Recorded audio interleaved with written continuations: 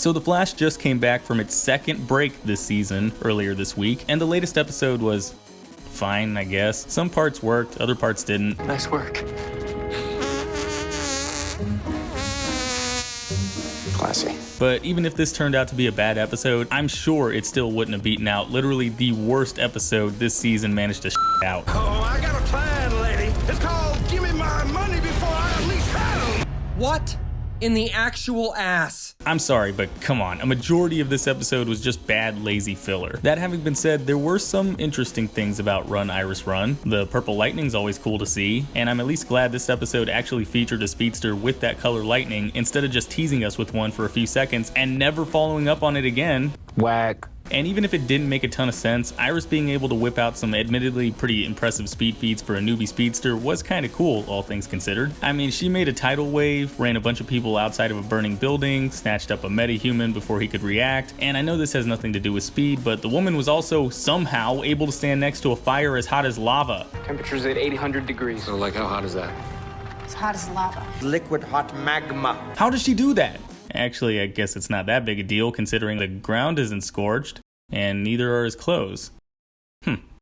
Oh well, guess it's not all that important. Either way, just how fast would Iris have to run to do anything in this episode that doesn't involve lava temperature fires? Well, let's take a look and find out. Alright, so like always, we need a good base feat to kick things off, and we get a decent one towards the end of the episode when Iris manages to run on water, something Barry wasn't able to do until episode 5 in the first season. Like when we figured out how fast Dash had to go to run on water in The Incredibles, we'll be using this calculator to help us figure out Iris's running speed during this scene. As best as I've been able to figure out from a couple different online sources, Candace Patton weighs in at about 121 pounds or 55 kilograms, and I can't really find anything about her shoe size or anything, so I'm just gonna go with the low end mentioned on the calculator and say that the area of her feet is about 175 square centimeters. And looking back at the scene, it doesn't really look like Iris is pushing her feet into the water at all. Like, it looks more like she's just running like a normal person would run on land, so I'll assume she's not actually pushing into the water whatsoever. And finally, my usual stopwatch measurement didn't quite work out as well as it usually does, this time capturing the time it took for Iris to take 2 steps while running around. So to find out how quickly she can take a single footstep while she runs, we can take my stopwatch's time of about 0.18 seconds and divide it by 2, giving us a single footstep time of about 0.09 seconds. Plugging all that into the calculator tells us that, to run on water, Iris needed to run at a speed of 115.9 meters per second. That's about 259 miles per hour, or about 417 kilometers an hour. Skipping back to when she first started testing out her new speed, we see Iris running on Barry's old treadmill and managing to pull off speeds of up to 676 miles per hour, or about 1,087 kilometers an hour. Now, even though that's admittedly pretty impressive, it is just a little bit slower than what Barry was capable of doing when he first started off as the Flash.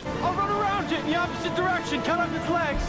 You'd have to clock 700 miles per hour to do that. Now, if you want to see Iris bust out speeds faster than record tornadoes, then we gotta move forward just a little bit in the episode story when we find Iris training on her own before Barry pops in to whine about not having any powers. During this scene, you can see on the monitor here that Iris is capable of reaching speeds of over 1,797 miles per hour, or about 2,891 kilometers an hour, or about Mach 2.3. Yeah, I know the monitor says the fastest speed she's really able to go is like 1,800 something miles per hour, but since the camera moves past it before we can fully see what the speed is, I guess we'll just go with this one. But hey, running at 2.3 times the speed of sound definitely isn't anything to sneeze at. That's still almost 2.5 times faster than the 763 mile per hour or 1,228 kilometer an hour world record set by the Thrust SSC back in 1997. Hell, Iris was capable of running way faster than Barry when he first started out. Who knows, maybe she could have gotten way faster than Barry if she held on to those powers for a little bit longer. Are we really sure that Iris shouldn't have kept Barry's powers and just kept being the team superhero? It's making it worse. It's okay. All right, just gradually ramp your speed down. Otherwise, you're gonna... You want me to create a 100-foot tidal wave? Are you crazy? I can't do that. Iris, what was that? Right, forget I said anything then. But anyways guys, that's my take on how fast Iris was running in what I consider to be one of the worst episodes of The Flash.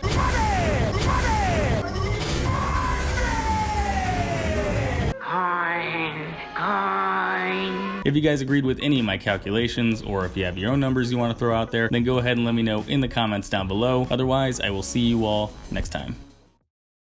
Hey, thanks for watching. If you like this video, then go ahead and click that like button, and if you're new, maybe consider clicking that subscribe button too. I've also got links to my Facebook, Twitter, Twitch, Instagram, and Patreon in the description. You should probably check those out too. And if you want to see more of my content, then you can click the link to my last video. It's right there in the middle of your screen. Alright, and I will see you all next time.